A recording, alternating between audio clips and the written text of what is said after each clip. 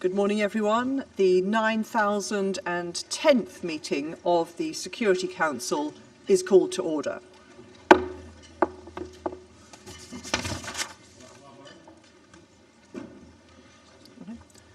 I give the floor to the Russian Federation.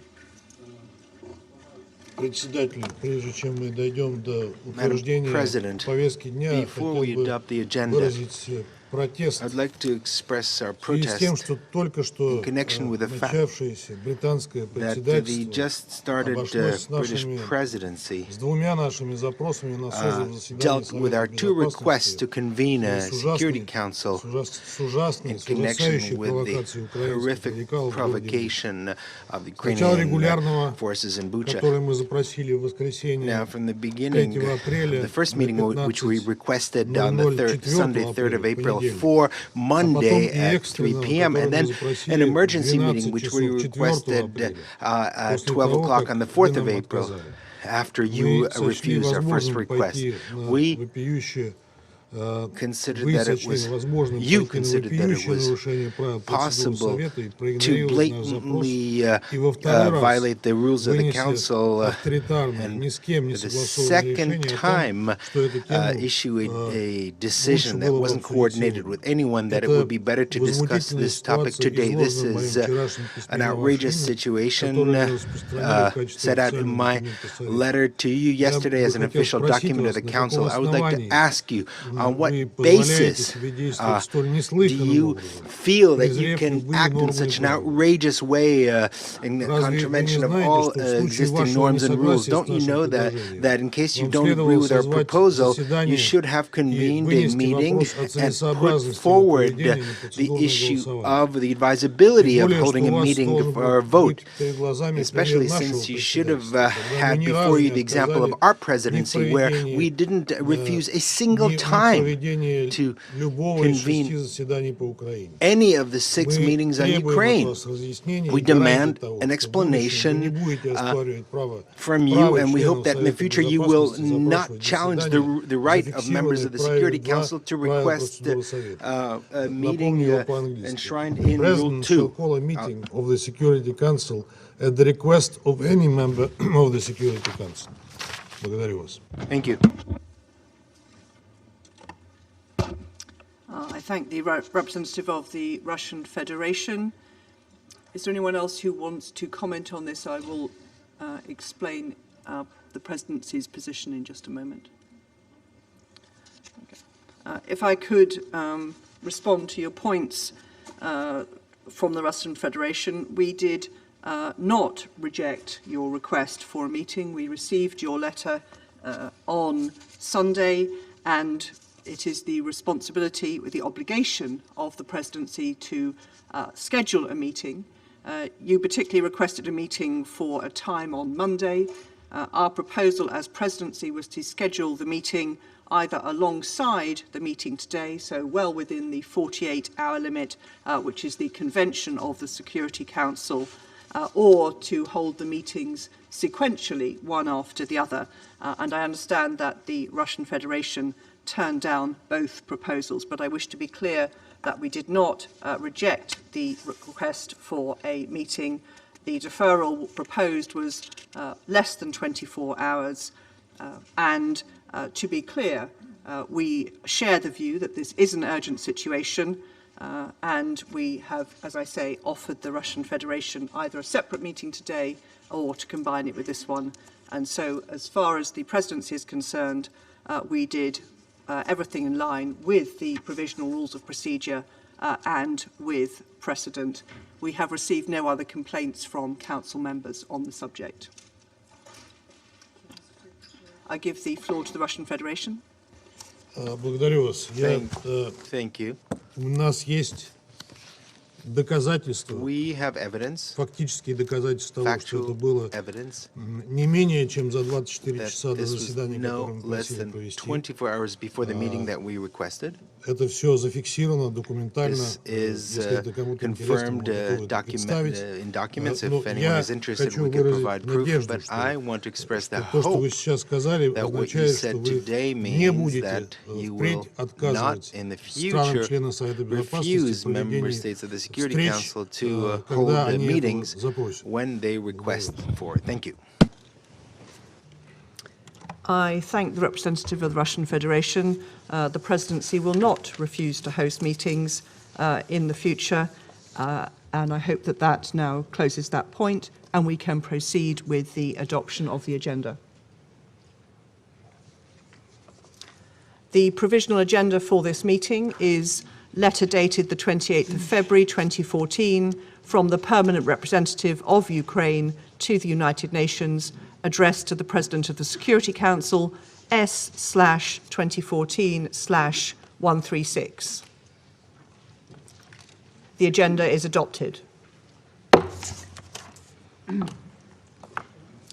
I should like to start by taking the opportunity to pay tribute on behalf of this Council to Her Excellency Lana Naseba, the Permanent Representative of the United Arab Emirates, for your service as the President of the Council for the month of March. I'm sure I speak for all of us in expressing our deep appreciation to Ambassador Naseba and her team for the skillful conduct of the Council's business last month. Thank you very much indeed to your team. In accordance with Rule 37 of the Council's Provisional Rules of Procedure, I invite the representative of Ukraine to participate in this meeting. It is so decided.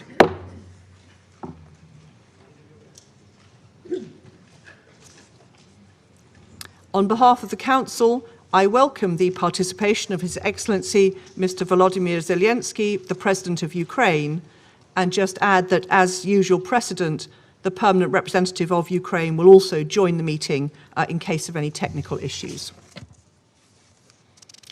In accordance with Rule 39 of the Council's Provisional Rules of Procedure, I invite the following briefers to participate in this meeting.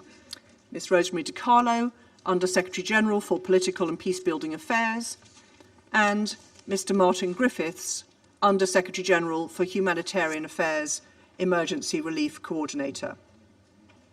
It is so decided. In accordance with Rule 39 of the Council's Provisional Rules of Procedure, I also invite His Excellency Mr. Olof Skog, Head of Delegation of the European Union to the United Nations, to participate in this meeting. It is so decided.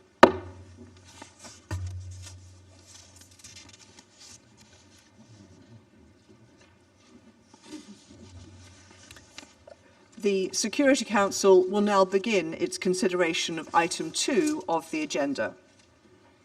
I wish to warmly welcome His Excellency the Secretary-General, His Excellency Mr. Antonio Guterres, and I give him the floor.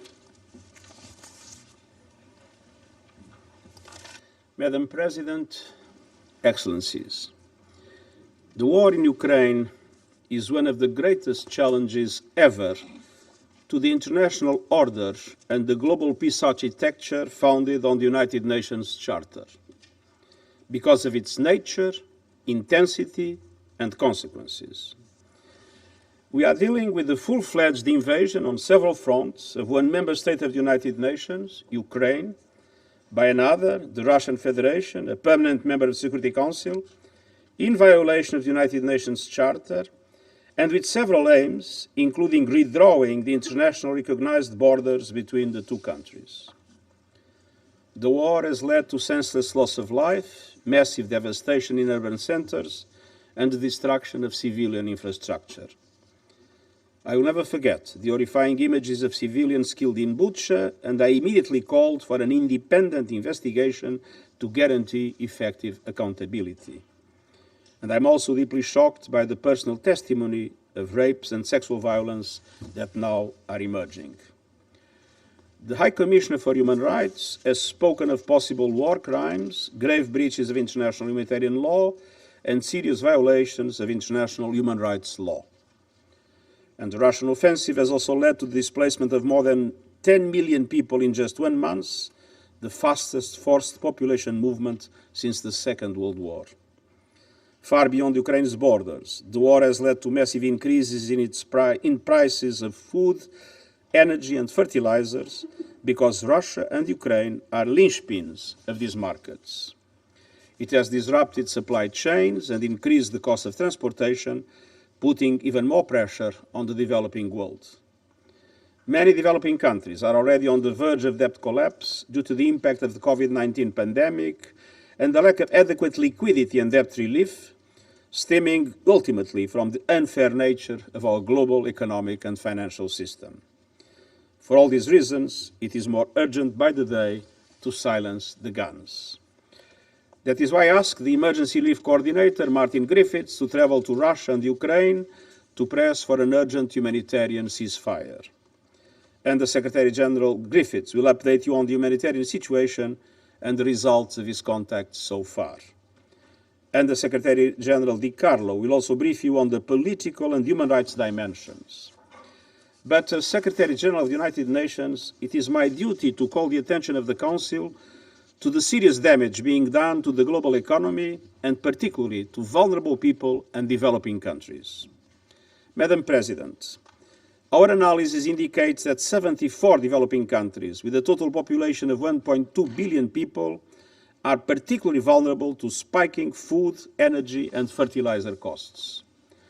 Debt obligations take up some 16% of developing countries' export earnings, and in small island developing states, the figure is 34% and rising because of increased interest rates and the need to pay for expensive imports.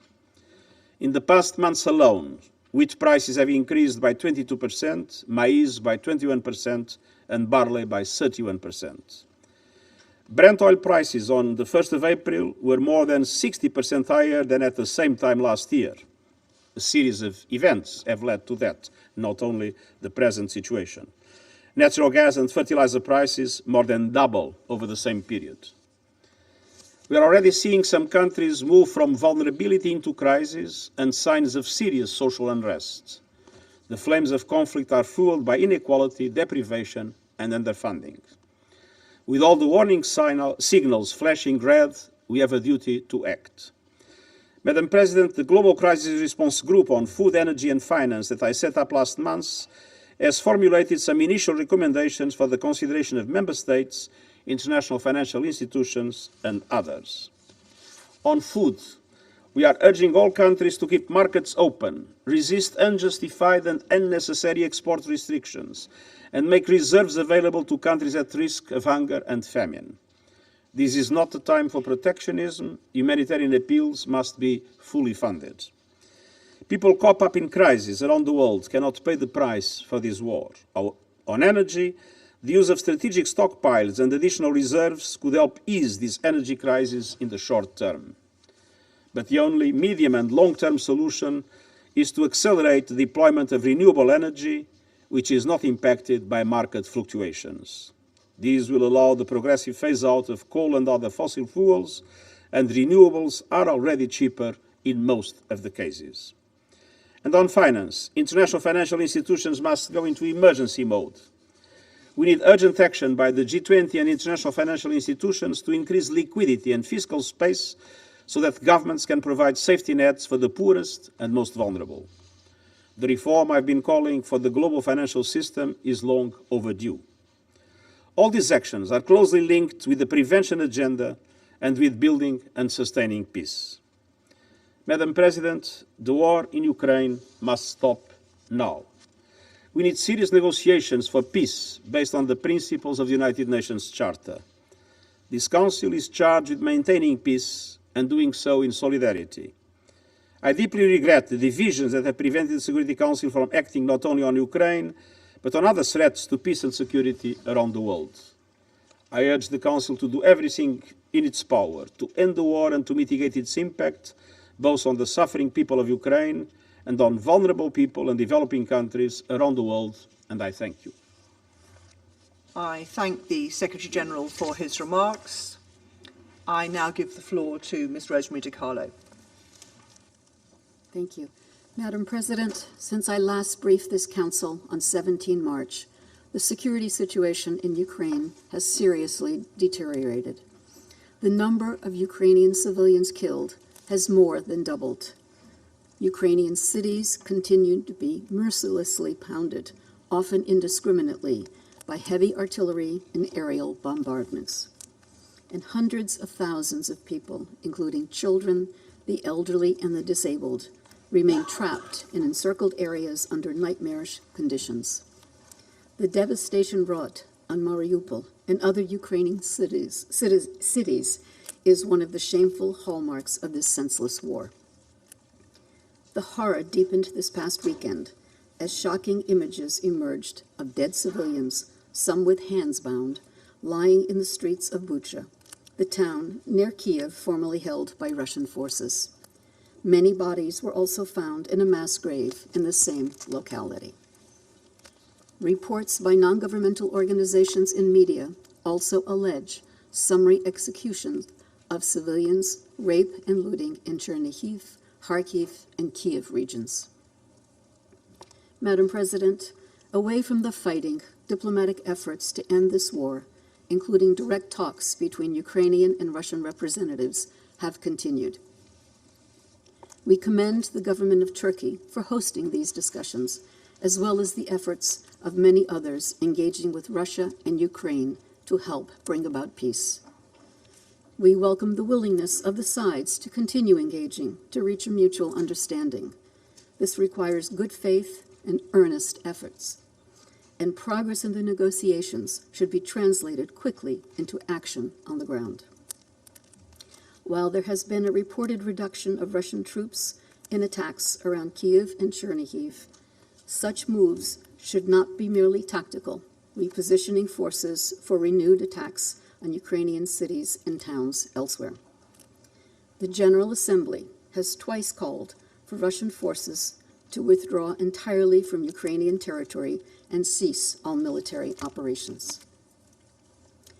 We also take note of the reported withdrawal of Russian forces from around the Chernobyl nuclear site. The International Atomic Energy Agency reports that this development will hopefully allow it to conduct an assistance and support mission to provide technical advice and to deliver equipment where necessary as soon as possible. All nuclear sites in Ukraine must be fully protected and secured. Military operations in or around these locations must be avoided. Madam President, the numbers tell a tragic, if yet incomplete, story. According to the Office of the High Commissioner for Human Rights, at least 1,480 civilians have been killed and at least 2,195 injured between 24 February and 4 April 2022. OHCHR believes that the actual figures are considerably higher. We are gravely concerned by the persistent use of explosive weapons with the wide impact area in or near populated areas. Such weapons are causing most civilian casualties, as well as massive destruction of civilian infrastructure, including residential buildings, hospitals, schools, water stations, and electricity systems. OHCHR has received credible allegations that Russian forces have used cluster munitions in populated areas at least 24 times. Allegations that Ukrainian forces have used such weapons are also being investigated. As noted by the High Commissioner, indiscriminate attacks are prohibited under international humanitarian law and may amount to war crimes. The massive destruction of civilian objects and the high number of civilian casualties strongly indicate that the fundamental principles of distinction, proportionality, and precaution have not been sufficiently adhered to. In besieged cities, a significant increase in mortality rates among civilians can also be attributed to the disruption of medical care and basic services. People with disabilities and the elderly are particularly vulnerable. As of 4 April 2022, the World Health Organization has reported a total of 85 attacks on healthcare facilities, resulting in at least 72 fatalities and 43 injuries. Madam President, we are seriously concerned about reports of cases of arbitrary arrests and enforced disappearances of persons who have been vocal against the Russian invasion. As of 30 March, OHCHR has documented the arbitrary detention and possible enforced disappearance of 22 journalists and civil society members in Kyiv, Kherson, Luhansk, and Zaporizhia regions. 24 local officials have also been detained in regions under Russian control, 13 of whom have been subsequently released. We call for the immediate release of all individuals who have been arbitrarily detained, including journalists, local officials, civil society activists, and others. Also, as of 30 March, OHCHR has recorded 7 journalists and media workers killed since hostilities began. Another 15 have come under armed attack, 9 of whom were injured. Allegations of conflict-related sexual violence perpetrated by Russian forces have also emerged. These include gang rape and rapes in front of children. There are also claims of sexual violence by Ukrainian forces and civil defense militias. The UN Human Rights Monitoring Mission in Ukraine continues to seek to verify all these allegations. We're also concerned about disturbing videos depicting abuse of prisoners of war on both sides. All prisoners of war must be treated with dignity and full respect for their rights in accordance with international humanitarian law. Madam President, the many credible allegations of serious violations of international humanitarian law and international human rights law from areas recently retaken from Russian forces must not go unanswered. We support efforts to examine these allegations and to gather evidence. Ensuring accountability and justice for acts committed during the war will not be easy, but it is essential. Madam President, we are heartened by the generosity of neighboring countries who have accepted millions of refugees and the solidarity of the Ukrainian people who are hosting their displaced compatriots. With more than 10 million people displaced, either within Ukraine or abroad as refugees, roughly 1/4 of the population, the United Nations is gravely concerned about the heightened risk of human trafficking. Indeed, suspected and verified cases of human trafficking are surfacing in the surrounding countries, according to the International Organization for Migration. Madam President, this war is devastating Ukraine now, but it also threatens its future. Early assessment projections by UNDP suggest that if the war continues through 2022, Ukraine faces the prospect of seeing 18 years of socioeconomic progress lost. This would set the country and the region back decades and leave deep long-term social and economic fissures. UN agencies, including UNDP, are working to help preserve Ukraine's hard-won development gains. This involves supporting the government to sustain essential government structures and basic services, including emergency measures to sustain livelihoods, such as cash-based assistance. Madam President, the war in Ukraine has damaged Europe's security architecture. Its economic repercussions are already evident far from the battlefield. The longer the war continues, the greater the risk that it will further weaken the global institutions and mechanisms dedicated to preserve peace and security. The war was started by choice. There is no inevitability to it or to the suffering it is causing. The United Nations is ready to do everything within its means to help bring an end to it. Thank you, Madam President. I thank Mr. Carlo for her briefing. And I now give the floor to Mr. Martin Griffiths. Thank you, Madam President. As you've just heard from the Secretary-General and Under-Secretary-General De Carlo, Ukrainian civilians are paying far too high a price for this war. I want to speak briefly about humanitarian needs and what we're doing to meet them before I then refer to my recent travels. In the last 6 weeks, as we have heard, at least 1,430 people have been killed, among them over 121 children. And we know this is very likely a serious underestimate. Homes and civilian infrastructure, bridges, hospitals, schools have been damaged and destroyed. And in fact, the current figures on displacement tell us that more than 11.3 million people have now been forced to flee their homes, and of that, 4.2 million are now refugees in those generous neighboring countries that Rosemary has just been referring to. So in total, more than a quarter of the population of Ukraine has fled in this extraordinary short time.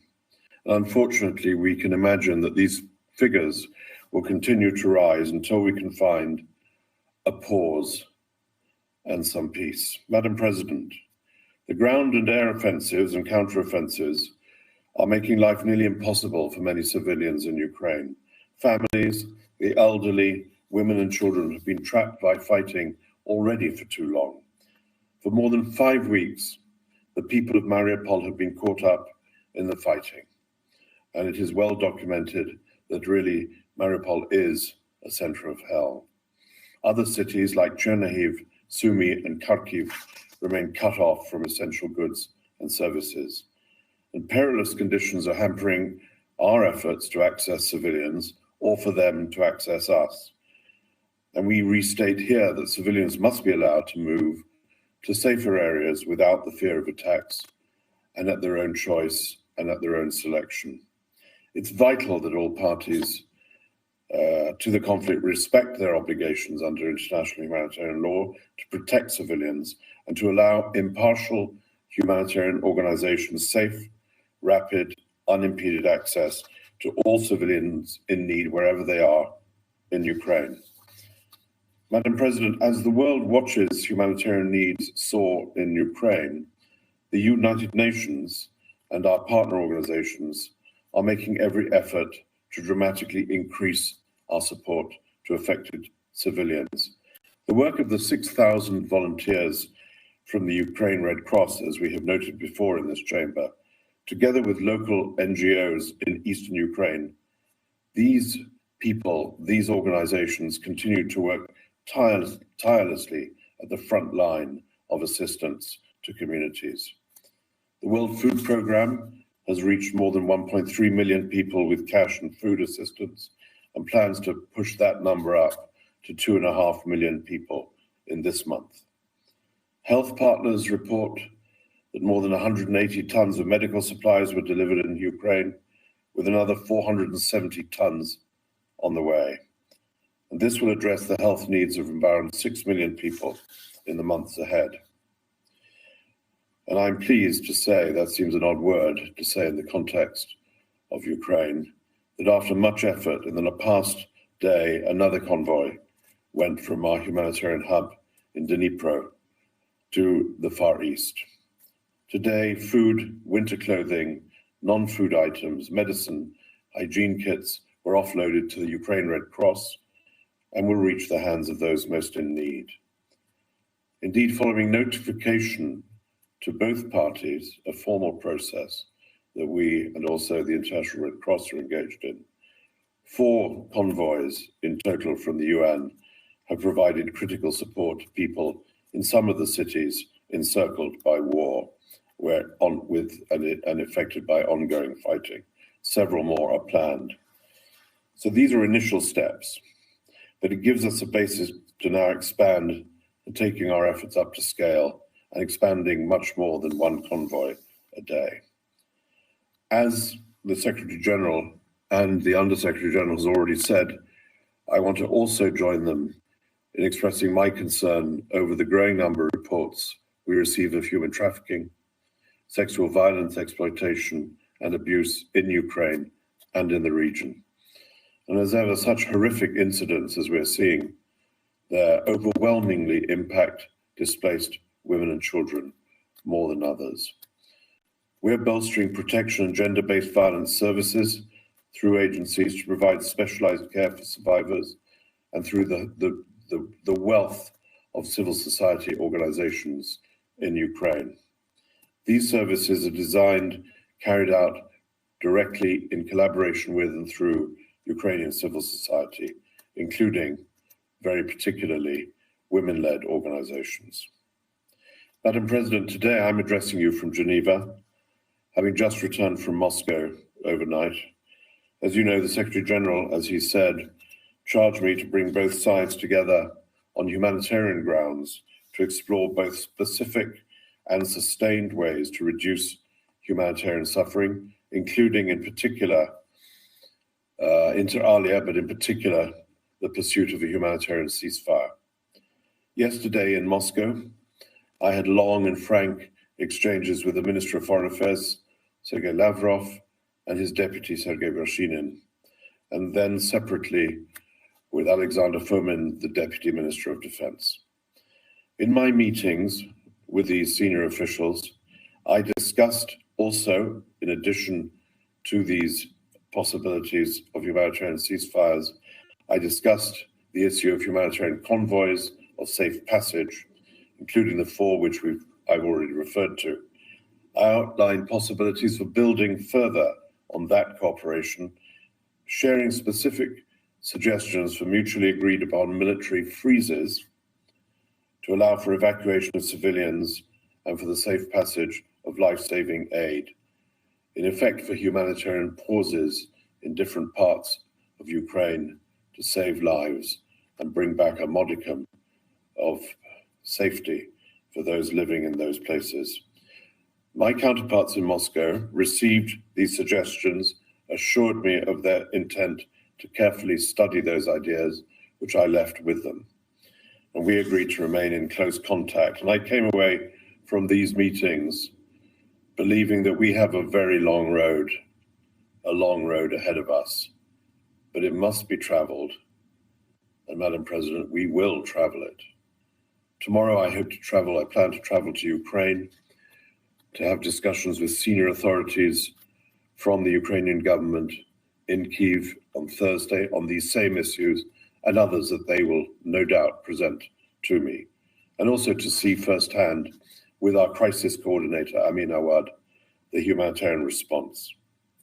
Madam President, thanks to generous donor contributions, many from governments in this chamber, the humanitarian response since February has indeed been scaled up, allowing us to meet the needs of 1.5 million people. We will need sustained financial support for needs in Ukraine. And like the Secretary General, I want to stress, as he has done consistently, that funding must not be diverted from other crises. And Madam President,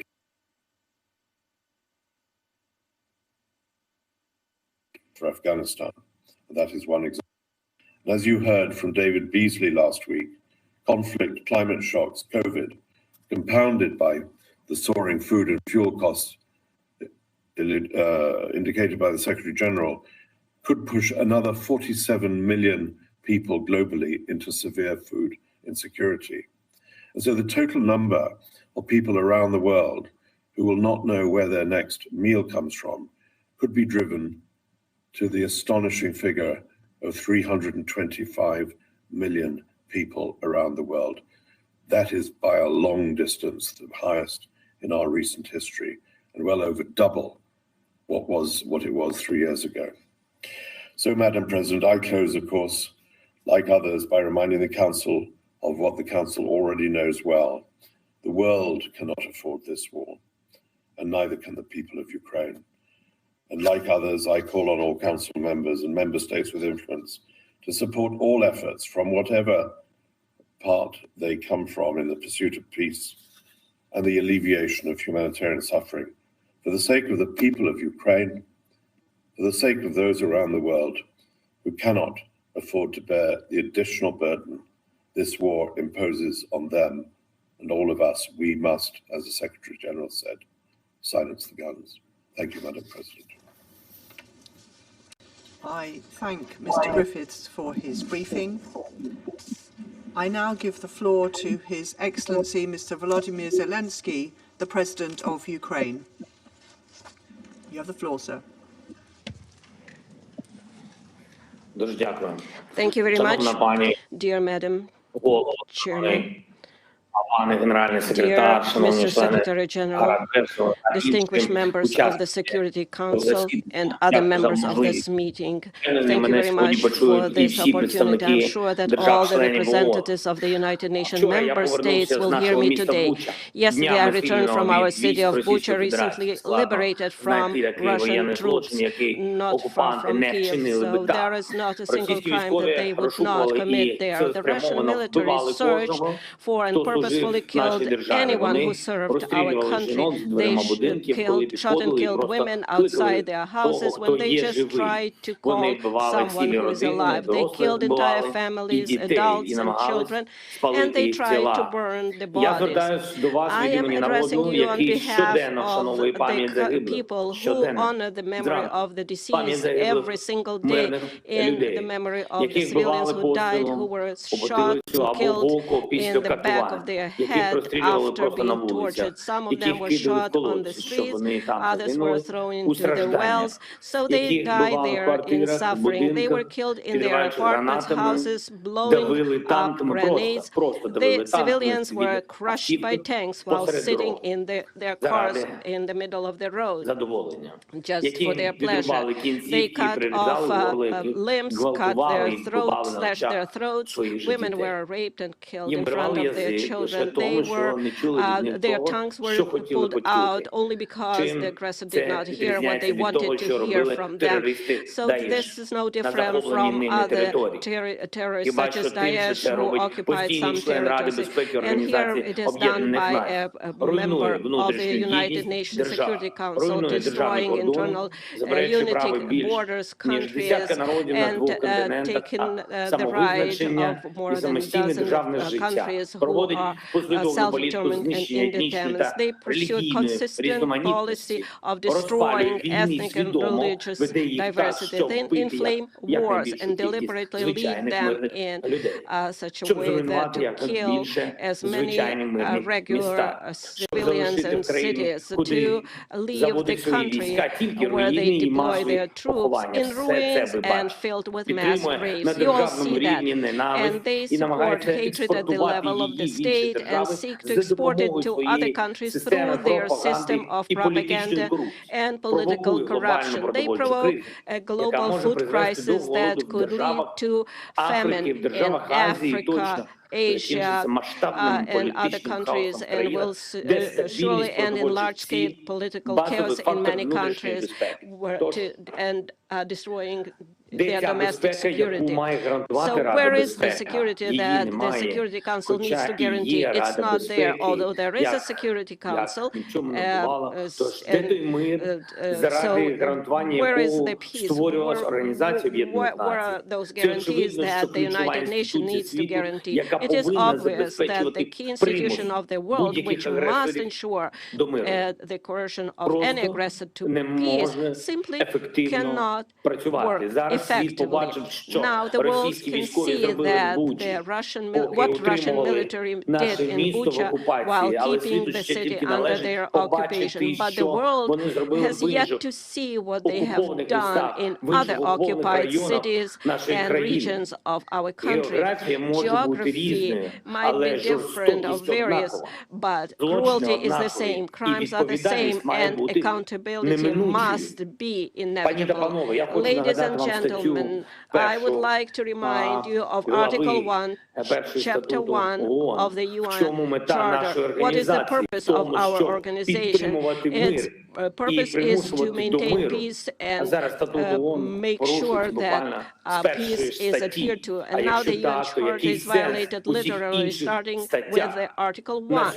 And if so, what is the point of all other articles? Today, as a result of Russia's actions in our country, in Ukraine, the most terrible war crimes of all times we see since the end of World War II, and they are being committed. Russians troops are deliberately destroying Ukrainian cities to ashes with artillery and airstrike. They are deliberately blocking cities, creating mass starvation. They deliberately shoot columns of civilians on the road trying to escape from the territory of hostilities.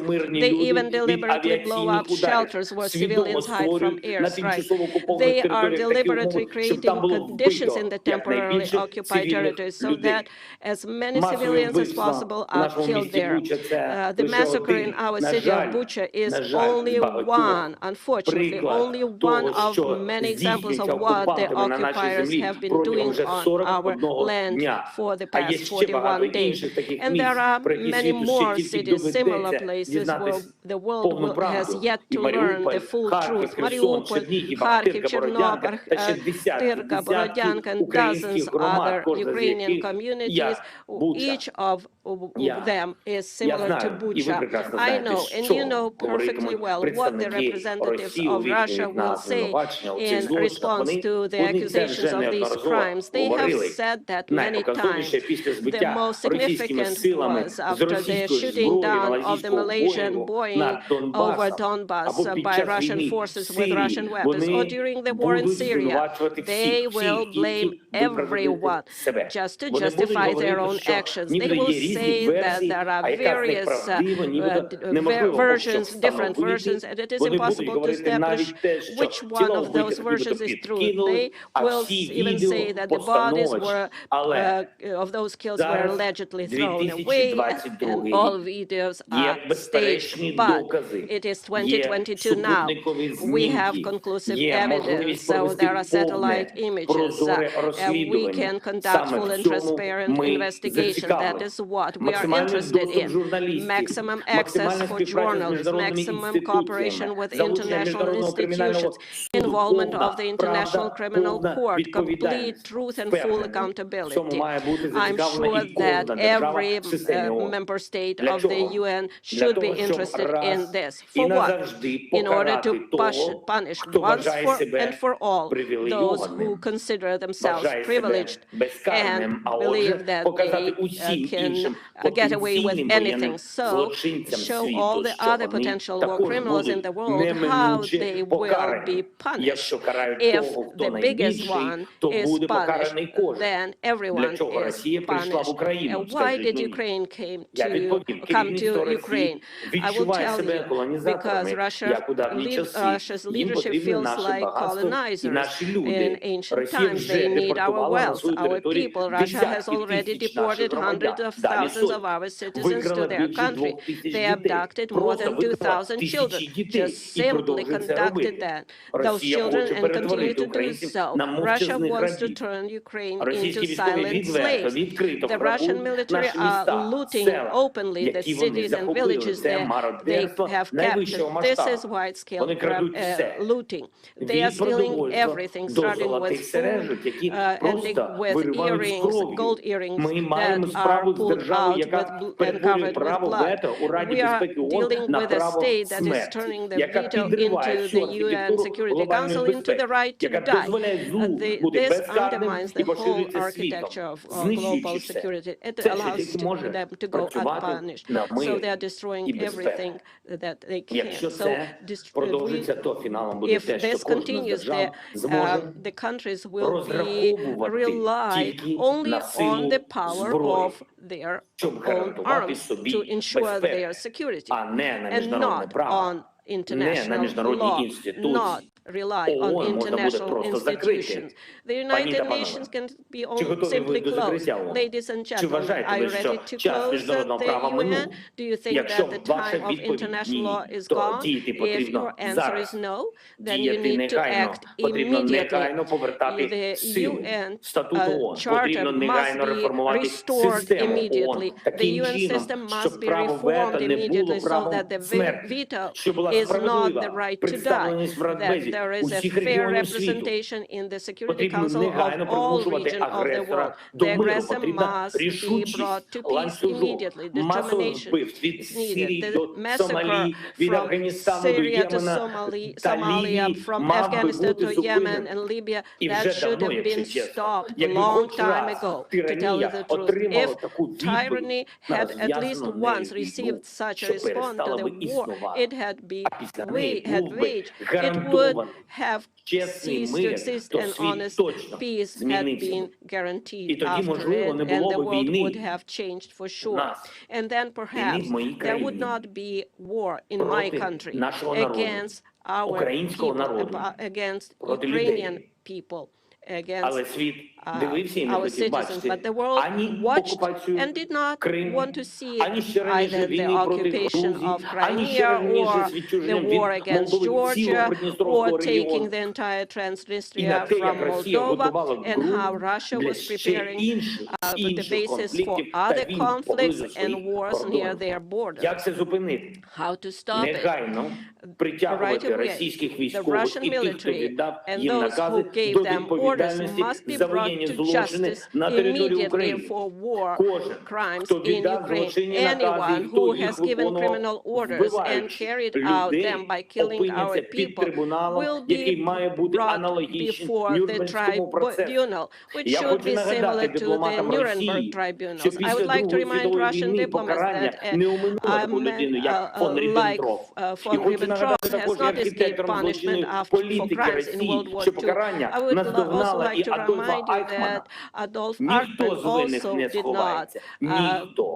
did not go unpunished. Nobody of them escaped the punishment. But the main thing is today it's time to transform the system, the United Nations. So therefore, I propose to convene a global conference, and we can do it here in peaceful Kyiv in order to determine how we are going to reform the world security system, how we will rely, how do we establish guarantee of recognition of borders and integrity of states and countries, how we will assert the rule of international law. It is now clear that the goals set in San Francisco in 1945 for the creation of a global security international organization have not been achieved, and it is impossible to achieve them without reforms. Therefore, we must do everything in our power to pass on to the next generation an effective UN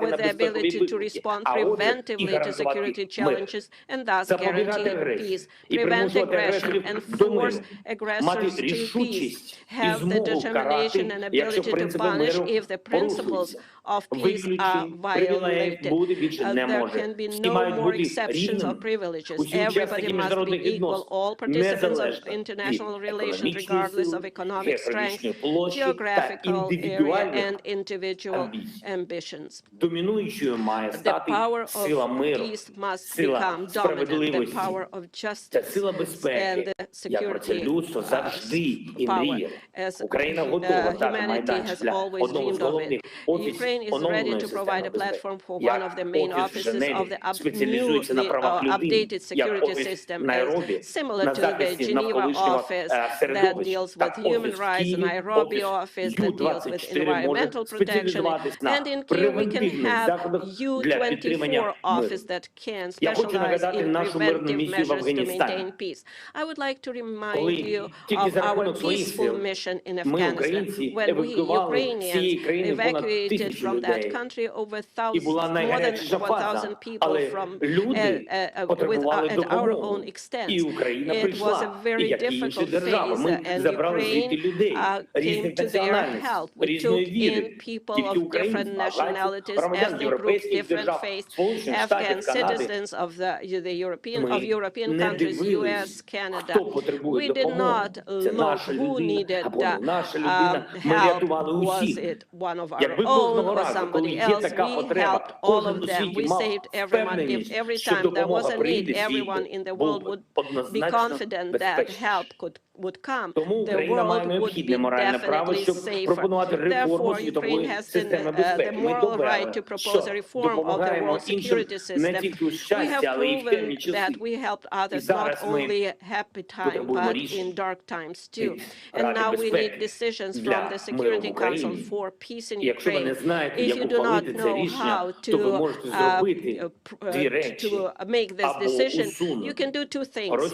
Either remove Russia as an aggressor and a source of war, so it cannot block decisions about its own aggression, its own war, and then do everything that we can do to establish peace. Or the other option is, please show how we can reform or change, dissolve yourself and work for peace. Or if there is no alternative and no option, then the next option would be dissolve yourself altogether. And I know that you can admit that if there is nothing that you can do besides conversation, we need peace. Ukraine needs peace, Europe needs peace, and the world needs peace. And finally, I would kindly ask you very much to watch this short video. Please give us 1 more minute of your time, the video that we want to show that one country can violate rights, and that's the result of being unpunished. If possible, please watch this video, because it is impossible to get everyone to come to our country and see it with your own eyes. Therefore, I would ask you to watch this video. Thank you very much.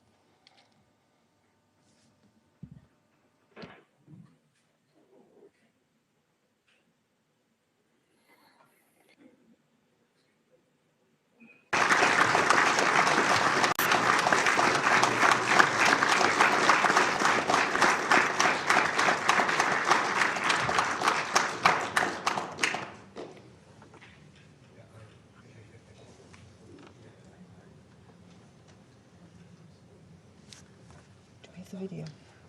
They have the video. They have to.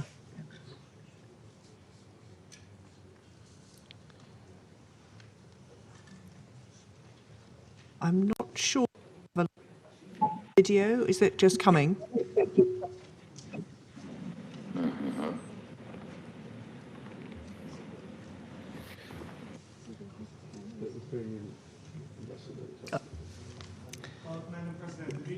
Been uploaded to the technicians of the Security Council. So they have it in their possession. We will sort that one out. Technically, we don't have the video. So I propose that while we sort that out, I thank His Excellency Mr. Zelensky for his compelling and powerful remarks. We will come back to the video when we've sorted out the technical issues around it. And may I say, speaking in my national capacity, may I express appreciation to the President for his leadership in wartime and for the extraordinary fortitude and bravery of the Ukrainian people under this unprovoked and illegal invasion. I resume my function as the President of the Security Council, and while we sort out the technical video, I propose to give the floor to those Council members who wish to make statements. And I now give the floor to the representative of the United States. Thank you, Madam President. Let me also start by thanking UAE and Ambassador Nisbet for her successful presidency during the month of March. Madam President, as you begin your Security Council presidency, I want to thank the United Kingdom for your leadership and for organizing this vital discussion on Ukraine today. I also want to thank the Secretary General for his remarks and the other briefers. And I'd like to extend a warm welcome to President Zelensky. I was so moved by the address he made recently to our Congress, and we are truly honored by his presence here under the circumstances that he and Ukraine face today. Madam President, last night I returned from a trip to Moldova and Romania. I saw with my own eyes the refugee crisis caused by Russia's unconscionable war. I spoke to refugees who indicated to me their desires to return to their home. And we've all seen the images on TV of the bombed out buildings. But what we have not seen is that behind those destroyed buildings are destroyed lives and destroyed families. I met with women and children who had fled Ukraine, who stuffed their lives into backpacks and left the only home they had ever known. And these were sobering conversations. One young woman I spoke to came with her 6-year-old brother who had autism and is struggling with cancer. Their single mother helped them escape to save their lives. But Russia's war has interrupted the care her brother desperately needs. Another woman I spoke to fled with her 8-year-old from Odessa.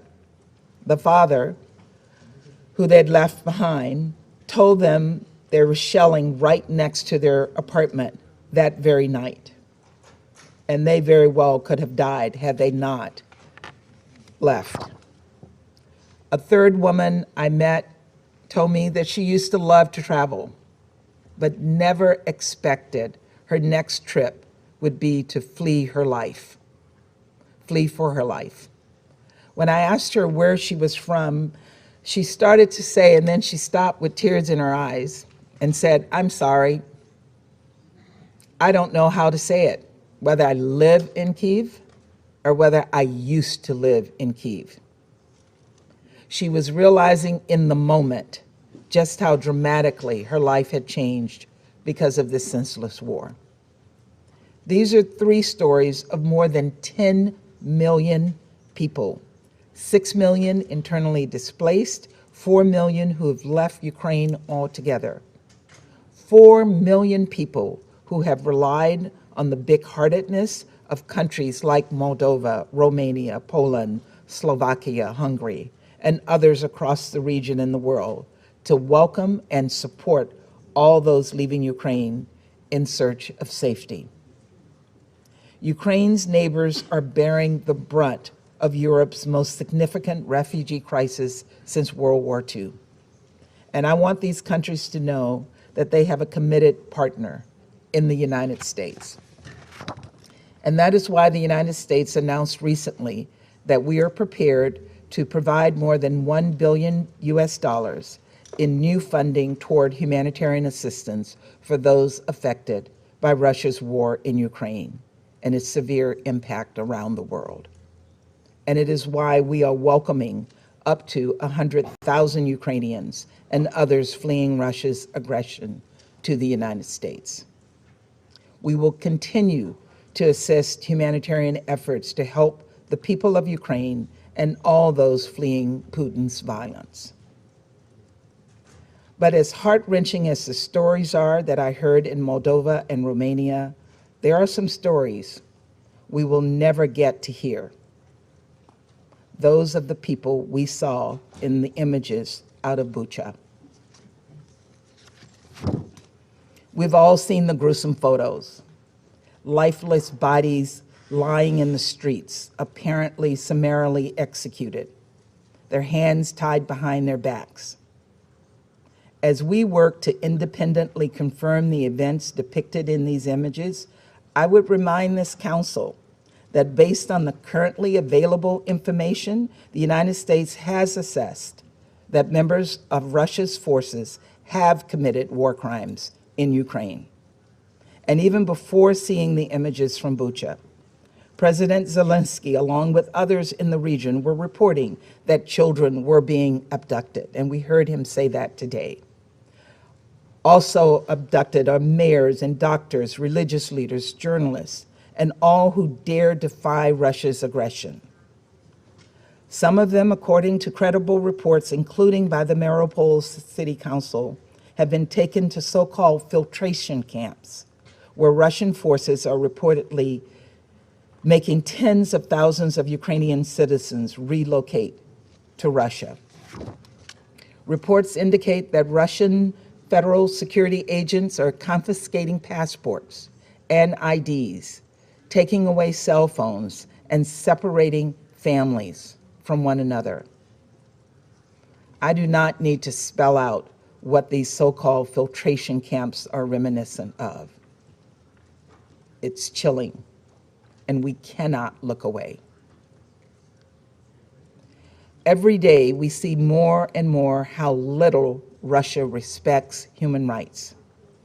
And that is why I announced yesterday that the United States, in coordination with Ukraine and many other UN member states, will seek Russia's suspension from the UN Human Rights Council. Given the growing mountain of evidence, Russia should not have a position of authority in a body whose very purpose is to promote respect for human rights. Not only is this the height of hypocrisy, it is dangerous. Russia is using its membership on the Human Rights Council as a platform for propaganda to suggest Russia has a legitimate concern for human rights. In fact, we will hear some of that propaganda here today, I know. And I will not dignify these lies with a response, only to say that every lie we hear from the Russian representative is more evidence that they do not belong on the Human Rights Council. 140 UN member states voted to condemn Russia over its unprovoked war and the humanitarian crisis it has unleashed upon the people of Ukraine. Here's my message to all of you. Now is the time to match those words with action and show the world that we can work responsibly. And I share President Zelensky's view that this moment requires responsible world powers and global leaders to show some backbone and stand up to Russia's dangerous and unprovoked threat against Ukraine and the world. The Secretary General said that confronting this threat is the Security Council's charge. It is, and it is also the responsibility of UN leaders and leaders around the world, every single member state with a voice in the GA. No one can be a shield for Russia's aggression. Suspending Russia from the Human Rights Council is something we collectively have the power to do in the General Assembly. Our votes can make a real difference. Russia's participation on the Human Rights Council hurts the Council's credibility. It undermines the entire UN, and it is just plain wrong. Let us come together to do what is right and do right by the Ukrainian people. Let us take this step to help them to start to rebuild their lives. And let us match the courage of President Zelensky, who we are so honored to have with us today. President Zelensky, I want you to know that we stand with the people of Ukraine as you face down this brutal attack on your sovereignty, on your democracy, and on your freedom. Thank you. I thank the representative of the United States for her statement, and I give the floor to the representative of Albania. Thank you, Madam President. Let me thank Ambassador Nusibe for having steered our work during the month of March and wish the UK and you, Madam President, full success in our common work during this month. Albania welcomes President Zelensky's presence to this meeting. His remarks are painful, and his account on what Ukraine is experiencing under Russian occupation is revolting. We stand by you, Mr. President, by your compatriots, all Ukrainians for their heroic resistance, for their resilience that the entire world is admiring. You are not alone. You have the world on your side, because it's the side of the right, of the just, and as we hope, of victory. Slava Ukraini. Madam President, let me thank SG Guterres for his, again, very clear and powerful remarks. I also thank USG DiCarlo and Griffiths for their updates. This is the 14th meeting of the Security Council on Ukraine since the 31st of January, while the war of aggression has entered the second month. Let's establish a few basic yet meaningful facts. Russia has stalled and its imperial dreams are nowhere. Taking Ukraine finally proved impossible. Kyiv was too hard to swallow. Russian army is in disarray, but it has not stopped shelling and bombardments. But all this is not new, and all this is not news. The real news that has horrified the world is what Russia is leaving behind. The unspeakable horrors, those soul-crushing images in areas from which Russia is withdrawing. Images of civilians executed with a bullet in the neck, sometimes with their hands tied behind their backs or shot dead in their bicycles. Images of mass graves overflowing with corpses. Images of carnage and devastation, including looted homes, rape, and sexual violence, acts usually attributed only to thugs.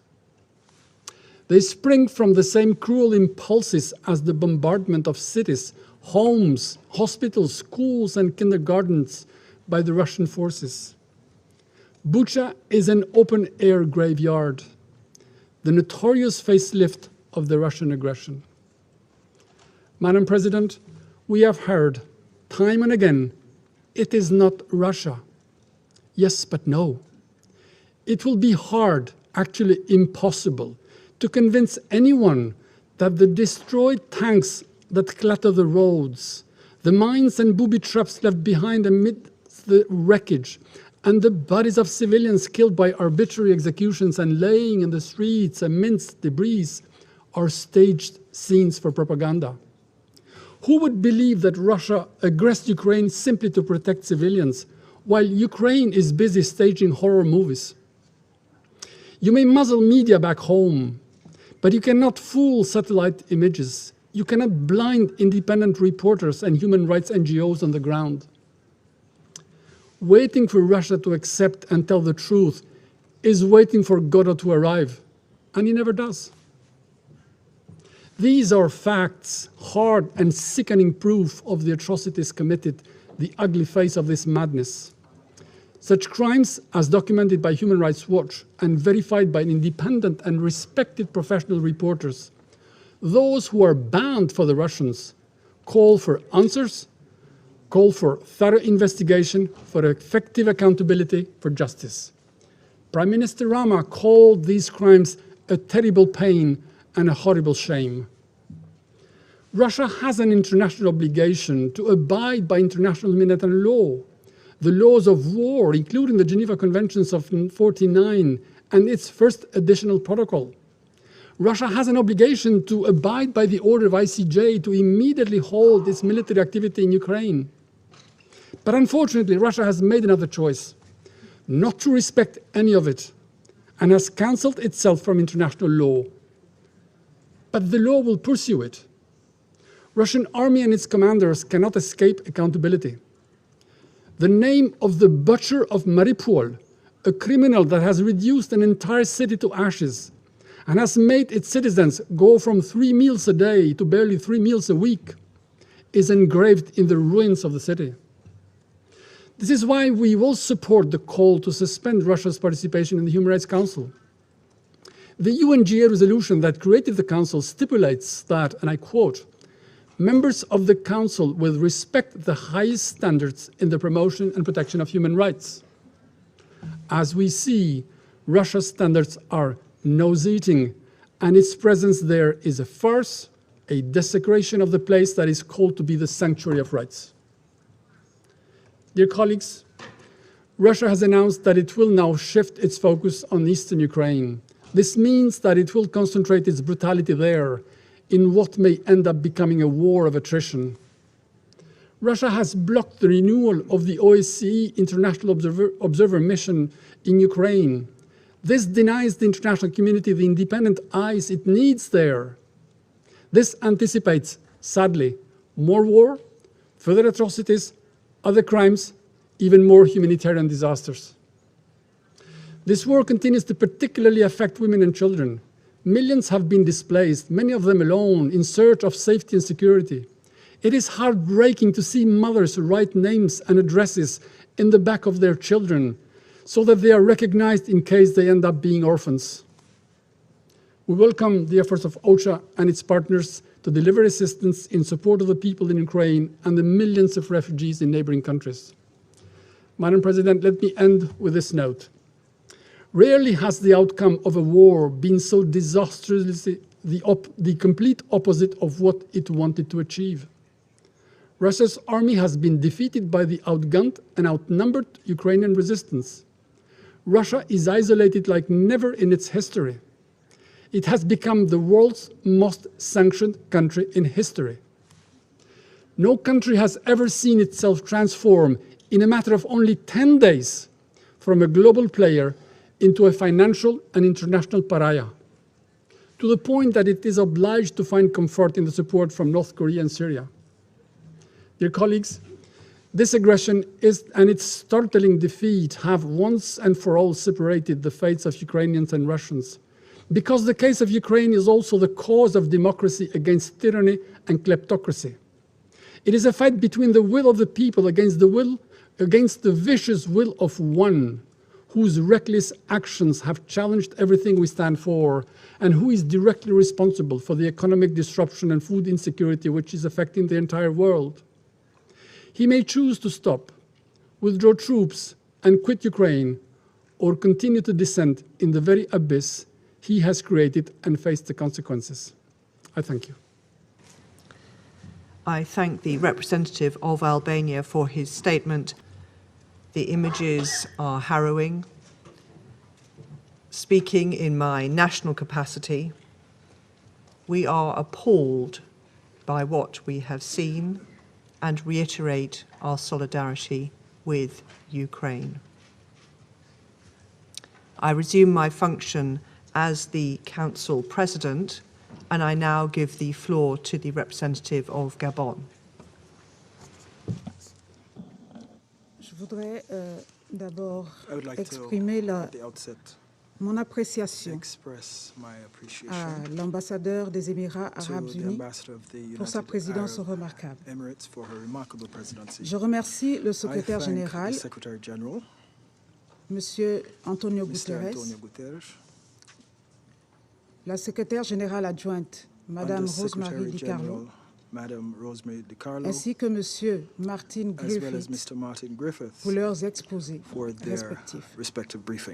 Je salue la participation à cette réunion du président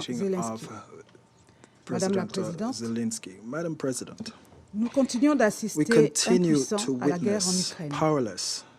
Pendant que se déroule le décompte macabre des morts et des personnes déplacées, et que les combats se poursuivent au même rythme que la courbe des statistiques, les pertes en hommes et en infrastructures civiles ne cessent de s'accroître.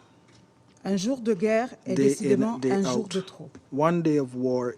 Alors que le conflit est dans sa 6e semaine, le nombre de personnes déplacées dépasse à présent les 10 millions, dont près de 4 millions de réfugiés dans les pays voisins. Il s'agit d'une catastrophe humanitaire effroyable, dont les répercussions seront sans doute aggravées par les risques d'insécurité alimentaire dus à l'imprévisibilité des récoltes, avec là aussi des effets transrégionaux. Will in turn have transregional knock-on effects. I'd like to welcome the Secretary General's establishment of a working group task force on food security, energy and finance to reduce the impact of the war. Madam President, allegations concerning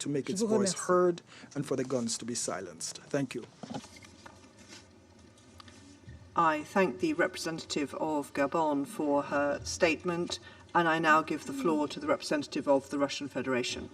Благодарю вас, госпожа председатель. Thank you, Madam Хотели бы прежде President. всего выразить признательность и I'd like to, first of благодарность all, делегации Объединенных express Арабских Эмиратов за gratitude to the председательство. delegation of the United Arab в Emirates марте. for their presidency in the Благодарим month of генерального March. секретаря We're also ООН grateful to the Розмари Secretary Ди General, Карло, to Rosemary Мартину DiCarlo and Martin брифинге. Griffith for their Выслушали briefings. президента We Украины also Володимира listened to the Зеленского. President of Ukraine, Volodymyr Zelensky. Хотим поблагодарить Мартина We'd like to Гриффитса за thank его Martin визит в for his Москву, visit to в ходе Moscow, которого, насколько мы можем during судить, which, as far as we can у него judge, состоялись полезные he had встречи и some обсуждения. useful meetings and Ему discussions. лучше, чем кому-то ни было известно, Better than anyone какие else, he усилия should Россия know каждый the день efforts прилагает that Russia is undertaking организации every single day гуманитарных to коридоров. organize humanitarian Однако corridors. свои обязательства даже в However, рамках the достигнутых с arrangements помощью reached международных with the help of посредников international целенаправленно mediators выполняет именно is украинская consistently сторона. not being implemented by the Ukrainian side. Я не буду вас I'm перегружать not цифрами. going to Подобные overload you with сводки figures. You ежедневно can публикует наше such Министерство обороны. communiques are published every single day by our Отмечу Ministry лишь, of что Defense. I только simply из would like to Мариуполя say в that just восточном out of направлении, Mariupol toward the без east, какого-либо участия without украинской any стороны, participation by the нам Ukrainian удалось уже side, we have спасти managed to save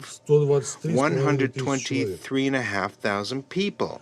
В общей же сложности Now, с начала overall, специальной since the военной операции beginning of Россия the special military уже свыше operation, 620 over тысяч человек. 600,000 people have been более evacuated to 124 Russia, тысяч детей. including over 119,000 И речь не идет о children. каком-либо And we're not принуждении talking или about any kind of похищении, как это coercion любят or представлять abduction, наши as западные our партнеры. Western partners like О to добровольном решении этих людей present this, свидетельствует but rather множество of the voluntary decision by these people is testified by many videos that are accessible in social media. Господа председатель, сегодня была заявлена Madam другая тема President, встречи, another которая topic of the практически не meeting обсуждается, was поэтому я declared today, which опущу эту is часть и practically not being хочу discussed today, so I'm воспользоваться going to leave виртуальным that out. I участием в simply нашем would like заседании to президента take Украины advantage и of the обратиться virtual presence непосредственно к here нему. of the President of Ukraine and would like to Мы address оставляем him на вашей directly. совести бездоказательные и огульные обвинения Now we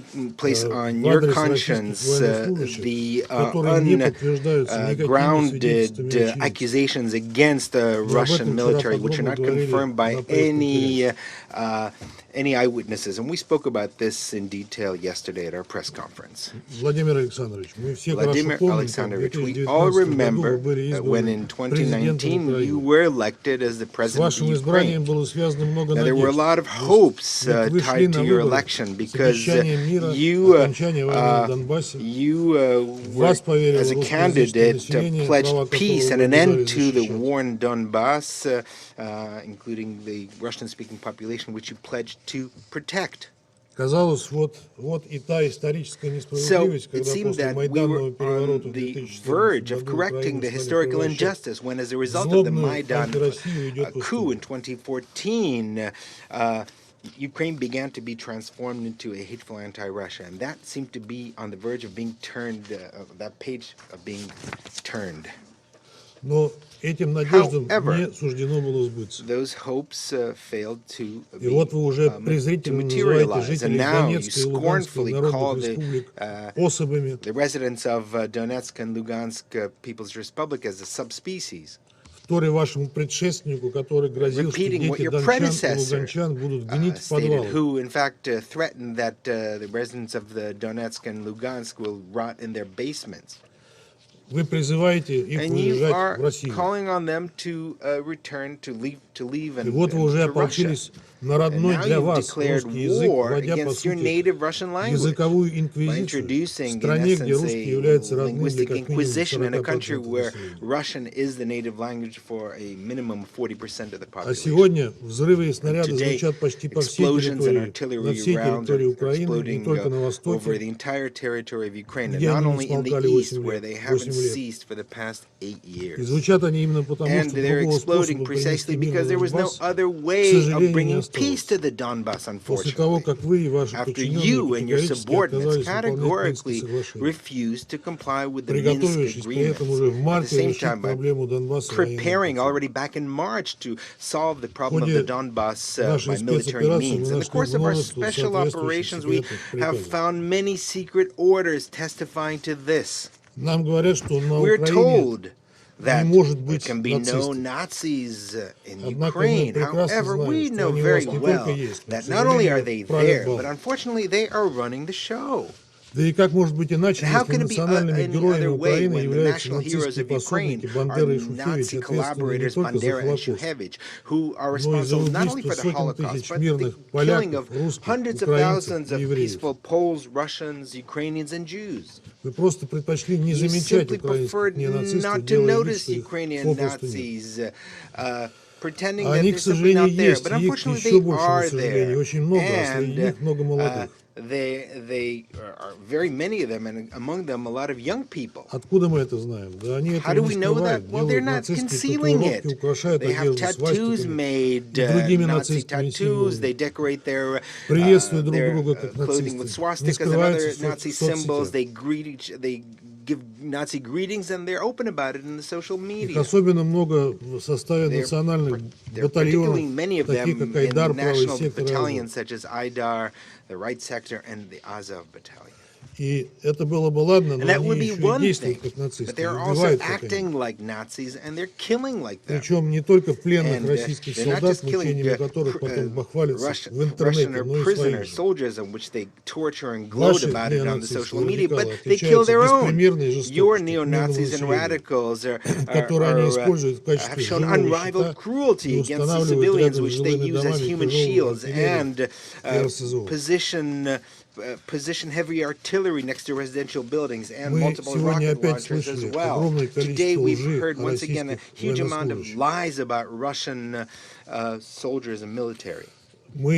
У нас есть сотни, если не We have тысячи, hundreds, if не not тысячи thousands видеосвидетельств людей, of video которые готовы testimonials дать of people who are показания ready о to provide жестокости testimony about украинских the националистов. cruelty of Ukrainian Зачитаю здесь nationals. I'll лишь just некоторые из них. read some of them here. Это жестокие истории, но вы должны их These are услышать. cruel histories, but you need to hear them.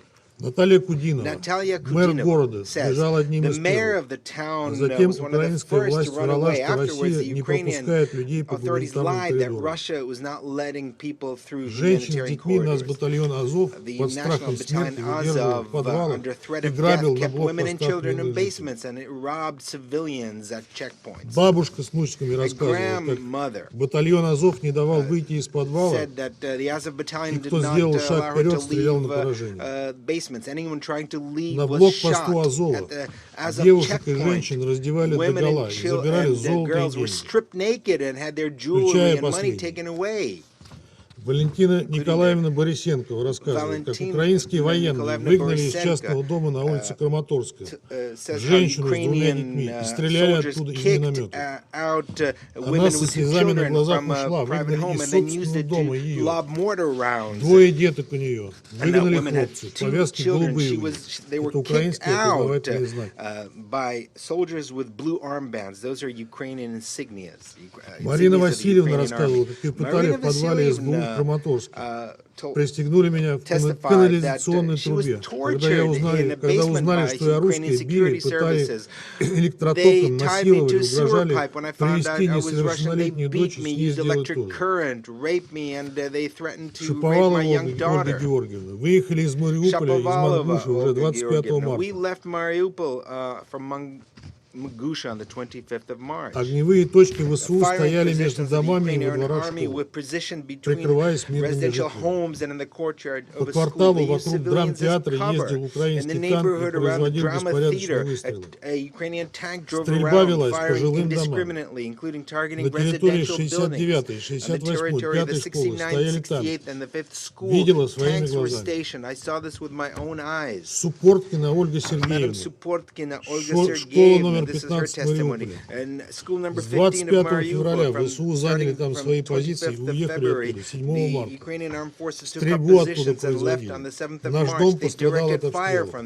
8-9 марта были очень сильные обстрелы, и именно целенаправленно было по домам. Украинских военных спросили, зачем они это делают. Ответили, что пока весь русский дух не уничтожат, будут находиться там. Мародерство с их стороны началось сразу. Разграбили все магазины. Эвакуироваться нам помогли And войска it was ДНР, довезли нас the до forces Мангуша. of the Donetsk People's Republic that helped evacuate us and Есть еще drove us множество to Mangusha. душераздирающих There are many историй. other Есть до heartrending смерти замученные stories. русские и украинцы There с выжженными are свастиками на груди. Russians and Ukrainians tortured to death Есть with убитые мародерами и swastikas burned into their преступниками, chests. которым There раздали are оружие. Мирные граждане и looters иностранцы, and гибель которых руководство Украины, criminals вопреки фактам и здравому смыслу, you distributed пытается свалить weapons на to. There are civilians российских военных. and foreigners Я говорил who об are этом, held еще раз hostages. скажу. And in spite of all Это factual подлость. evidence and common Это sense, you're подлость trying думать to о lay том, the что blame for their российские death военнослужащие on the Russian способны на military. то, к чему This подвели. is absolutely unacceptable. The fact that you even А consider that теперь Russian еще есть и откровенные military would be преступные capable of постановки this. с And мирными now we're украинцами, seeing убитыми своими blatant же criminally радикалами, staged с тем, events чтобы with улучшить the геббельсовские Ukrainian традиции, обвинить их в civilians смерти who were killed by российского their народа. own radicals in the best traditions of Убиты в Goebbels тех to районах, которые accuse the российские Russian army. войска оставили после Those обнадеживших killed in многих the мирных areas from which the Russian многих мирных forces переговоров withdrew с after Кремлем. encouraging peace negotiations in То есть теперь Istanbul. выясняется, что зря So now it оставили, я turns говорю out прежде that we всего о shouldn't Буче. have withdrawn. I'm talking about Я Bucha first and понимаю, foremost. I вы understand that видели трупы, you слышали were рассказы. Вы shown, увидели только you то, что saw вам хотели corpses and показать. heard testimonials, Вы but не you only можете saw не видеть what they showed you. вопиющих нестыковок You couldn't в той ignore the версии flagrant событий, inconsistencies in the которые version of продвигают events which are украинские и being западные promoted СМИ. by Ukrainian and Western media. И то, что трупов в городе The не fact было that the сразу после corpses ухода were not российских there войск, right after о the чем withdrawal of the свидетельствует сразу Russian несколько forces, which is видеосъемок. confirmed by several И то, что есть videos, and the fact записи, that there are где украинские recordings радикалы where призывают Ukrainian стрелять по тем, у radicals кого urged белые shooting повязки, at то those есть по with мирным white гражданам. armbands, in other words, Если вы against смотрели civilians. внимательно видео, которое If you сегодня saw нам the показывали, video вы very бы carefully заметили, that что на was тех shown today, людях, you'll see that которые those лежат на people земле, who are on есть the белая ground повязка, have это мирные граждане. white armbands. These are civilians. И то, что трупы на видео And the никак не fact that похожи the на те, которые corpses on the пролежали на video in улице no way 3-4 resemble дня. those that could have been lying on the А street по for 3 or 4 сенсационным и days. абсолютно And антинаучным based on данным the Нью-Йорк Таймс, sensational and вообще с completely 20 марта. scientifically absurd information of the New York Times, they were there since Повестись the на этот 20th of фейк могут March. либо абсолютные So дилетанты, либо the only наши ones who could западные fall for партнеры, this которые fake ничего are не absolute хотят слушать и dilettantes, давно or уже называют Western черно-белым partners who don't наоборот. want to hear anything and have been calling black, white, and vice versa К for a long time сожалению, now. этим странам на саму Украину наплевать. Она для них была и есть всего лишь пешка в геополитической игре против России, которой они легко пожертвуют. Но пока постараются продлить этот конфликт, оставляя туда побольше оружия и боеприпасов. Но самое главное, повторю еще раз, как мы докатились до той жестокости, которую проявляют националисты, например, из Азова. А вы, в данном случае обращаюсь к президенту Украины, в интервью американским СМИ стыдливо защищаете, говоря, что они такие, как есть. Хочу, чтобы вы задумались, и очень надеюсь, что вы найдете решение этой ситуации, потому что оно зависит только от вас. Потому что мы пришли к вам не из-за украинских земель. Мы пришли, чтобы принести долгожданный мир на истекавшую кровью Донбасс. Не перемирие, а именно настоящий прочный мир. А для этого надо искоренить ту жестокость, о которой говорю, вырезать нацистскую раковую опухоль, которая, пожирая Украину, со временем начала бы пожирать Россию. И мы добьемся этой цели, надеюсь, скорее, чем позже. Другого выхода быть не может. Мы не бьем по гражданским объектам, чтобы сберечь как можно больше мирных жителей. Потому и продвигаемся не так быстро, как многие ожидали. Мы не действуем так, как американцы и их союзники действовали в Ираке и Сирии, стиравшие с лица земли целые города. Им их было не жалко. А нам жалко, потому что это близкие нам люди. Вот радикалам, правда, нечего терять. Им наплевать на мирных жителей. Они готовы тянуть за свою могилу хоть все население Украины, как это четко показала провокация в Буче. Не дайте Западу реализовать свои планы, Владимир Александрович. Примите правильное решение, необходимое для вашей страны, потому что Запад готов сражаться на Украине до последнего украинца. Примите это решение сейчас. Ведь реальную ситуацию на фронте вы прекрасно знаете. Situation on the front. Later, it might be too late soon. Thank you very much for your attention. I thank the representative of the Russian Federation for his statement, and I now give the floor to the representative of Ireland. Thank you very much, Madam President, and I'd also like to thank the Secretary-General and our other briefers this morning. I want to express a very warm welcome to President Zelensky being with us this morning. President Zelensky, your courage, your leadership, and the courage of the Ukrainian people are an example to all of us. Secretary General, on the 24th of February, as Russia launched a large-scale invasion of its neighbour Ukraine, you told the world that Russia's action was wrong, that it was against the Charter, that it was unacceptable. We agreed with you. However, you also told us that this invasion was reversible and called on President Putin to end this war to save innocent lives. We echoed those calls. Sadly, 40 days later, our call has been left unanswered. Instead, over the last 40 days, we have witnessed unprecedented levels of destruction and human suffering. We are watching cities pounded by Russian artillery. We are seeing millions forced to flee their homes, seeking refuge from Russian aggression. Just minutes ago, here in this chamber, we have seen the utterly shocking images of civilians lying dead in the streets of Bucha and elsewhere in Ukraine. Some, we know, are piled into improvised mass graves.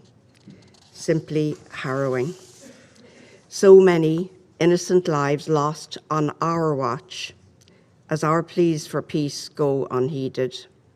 The attempts here today to deny Russian culpability are frankly appalling in their cynicism, and I see them as an insult to the memory of those slaughtered civilians. Madam President, we roundly condemn the atrocities reportedly committed by the Russian armed forces in a number of occupied Ukrainian towns. The images from Bucha and other towns in the Kyiv region liberated by Ukrainian forces are horrifying. We here cannot suspend our humanity. Our thoughts, first and foremost, must be with the families of those killed.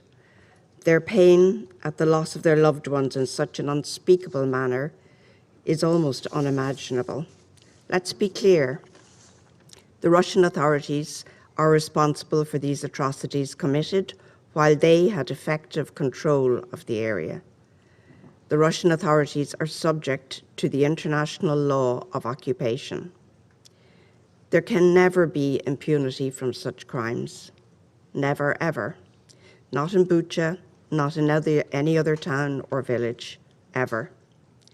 Where crimes have been committed, they must be fully investigated and evidence preserved so that these crimes can be prosecuted by domestic and international courts, including the International Criminal Court.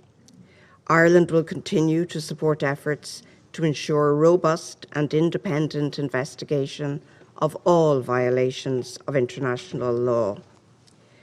We must have accountability and justice for the victims and for the survivors of this war. We at this table share that responsibility in face of such atrocity. We call on the Russian Federation to abide by the order of the International Court of Justice and to immediately cease its military action and withdraw from the entire territory of Ukraine. Madam President, in the last 40 days, we have seen a horrific humanitarian disaster unfold in Ukraine because of the Russian Federation's unprovoked and unjustifiable further invasion of that country. A country where just weeks ago, citizens lived in relative peace and prosperity, and one which has been transformed now into one where families lack access to basic necessities, where basements have become bomb shelters, where millions have become IDPs and refugees. The use of explosive weapons in populated areas has had a devastating impact on civilians in the midst of active hostilities.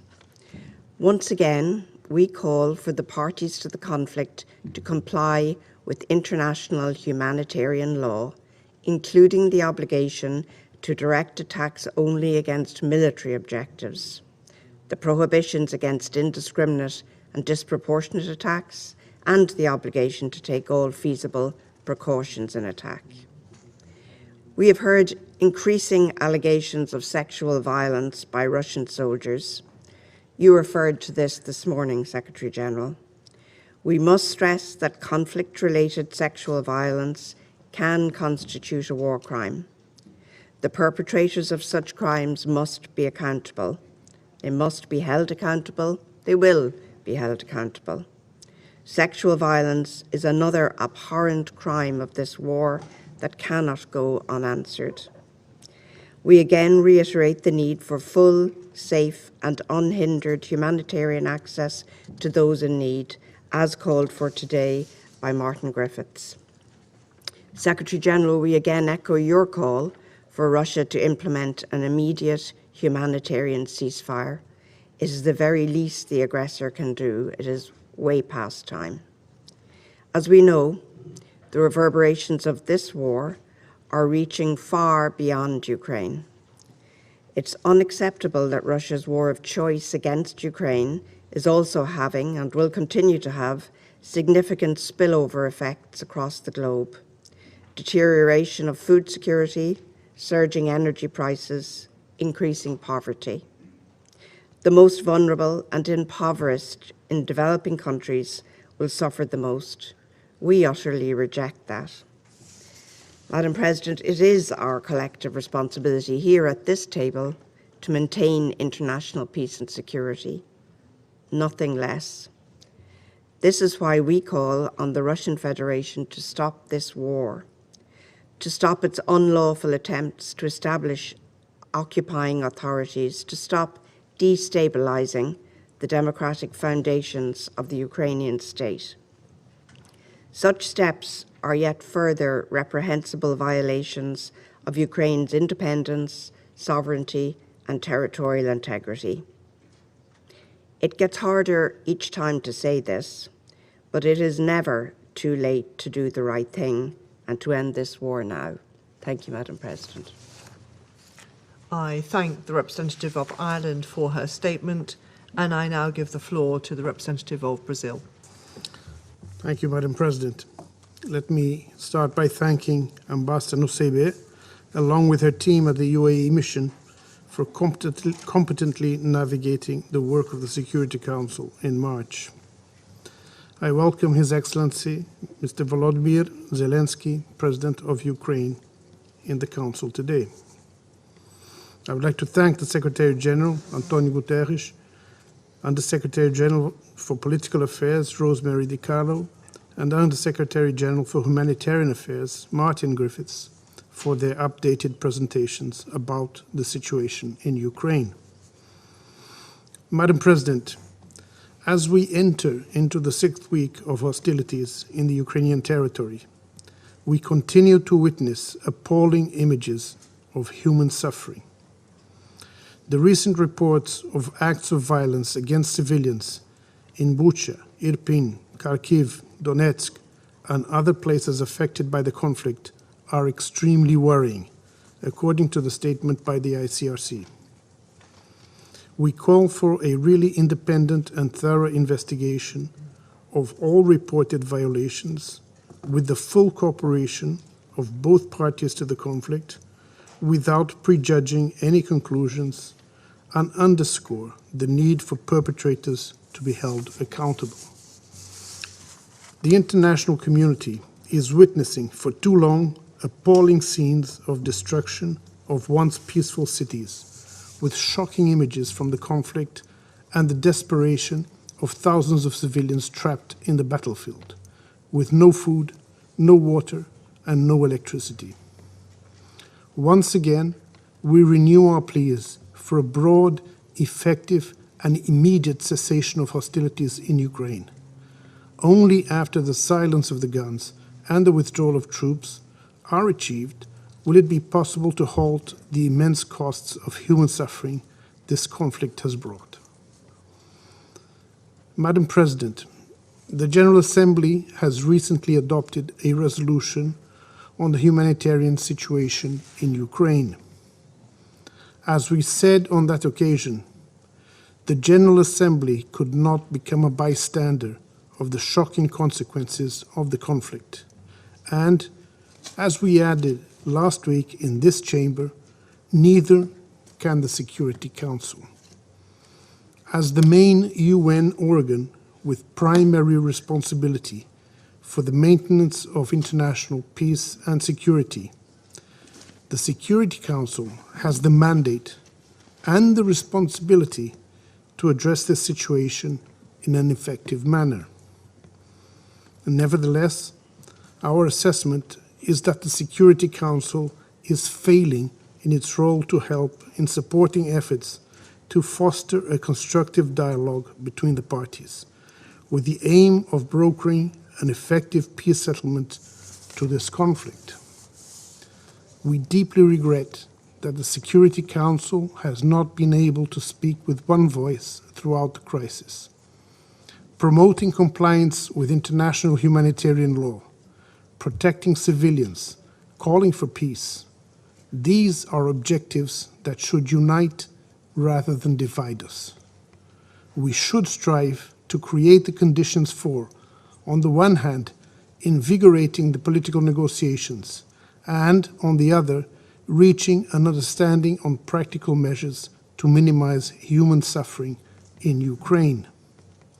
Civilians wishing to flee the hostilities must be able to do so in safety, and those who decide to stay cannot become targets of attacks. In the same vein, parties must grant safe passage to relief consignments to those in need. Once again, Brazil reiterates the call for all parties to fully respect and ensure respect for international humanitarian law. The causes of conflict, whatever they are, do not undermine the obligations of all parties have to guarantee that civilians should be protected, that the wounded receive medical care, that humanitarian assistance reach those in need, and that detainees be treated humanely in all circumstances. There must be no politicization of humanitarian actions, nor selective application of international humanitarian law. Also, geopolitical objectives must not supersede the endeavor for peace, nor prolong the human suffering caused by war. Madam President, this conflict and its associated sanctions, apart from the enormous human suffering and devastation caused in Ukraine, is having spillover effects in the entire world, especially through increased prices of oil, gas, grains, and fertilizers, among others. Food insecurity has become an even greater threat to the world's poorest people, above all in developing countries. The longer this conflict persists, the higher the risk of further instability, hunger, and devastation in Ukraine and around the world.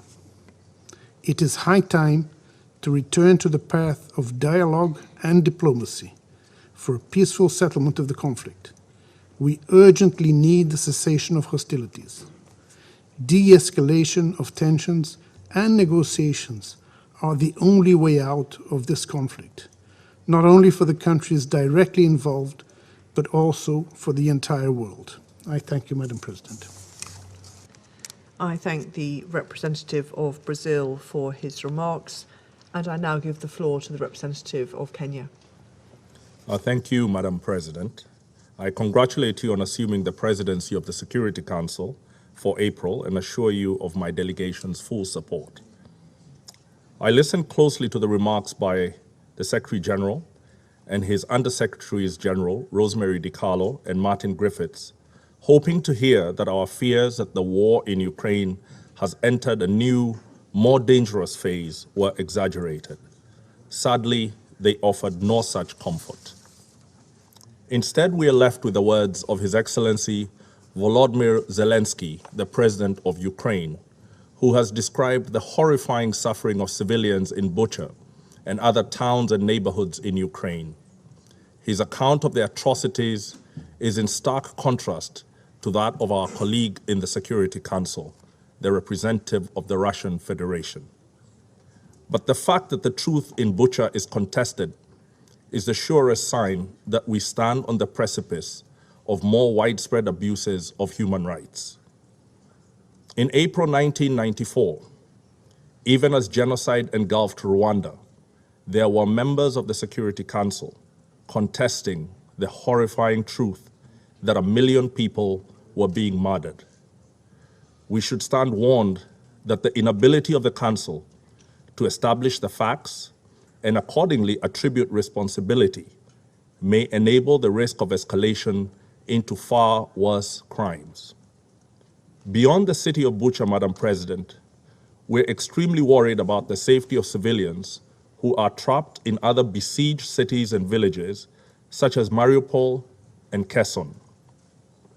Our actions today should seek to prevent what we have witnessed happen in Bucha take place in Mariupol and Kherson. While we debate who is responsible for the horrors of Bucha, it is incontestable that what started as a special military operation is now a war, and that what began with reassurances of limited aims, not targeted at civilians, has led to thousands of dead civilians and millions of refugees and internally displaced.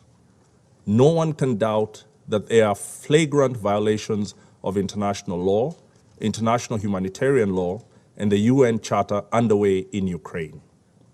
Kenya condemns the abuses undertaken in the past few weeks and those in the eastern provinces of the country during the years that the conflict has raged. Madam President, the war in Ukraine is today's most dangerous threat to the maintenance of international peace and security. It is the latest assault by the most powerful states against the multilateral order. Their continued abuse of the Charter created growing cracks over the years in the global security order. Now the bottom has fallen out. Ukraine may now become a model for a new generation of disastrous wars on multiple continents. Millions of refugees are being created, and there will be many more as the economic effects of the war produce and intensify conflicts elsewhere. Accelerating food and energy prices are plunging millions into worse forms of poverty.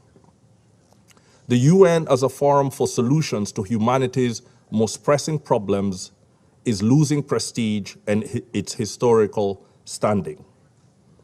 President Zelensky has left us with ideas for Security Council reform that we need to consider seriously.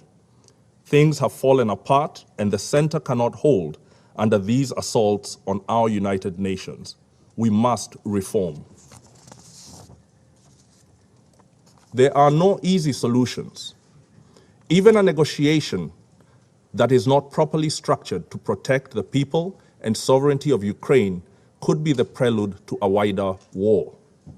For now, we urge the following urgent steps, understanding their limits due to the continued inability of the Security Council to act decisively. We call for an impartial and prompt United Nations investigation into the atrocities against the civilians in Bucha and other towns in Ukraine. This calls for an immediate end of all hostilities to guarantee unfettered access by the investigating teams. We urge the conflicting parties to immediately make clear to their military personnel that they will be held to account on the basis of command or superior responsibility if they violate the international laws that regulate warfare.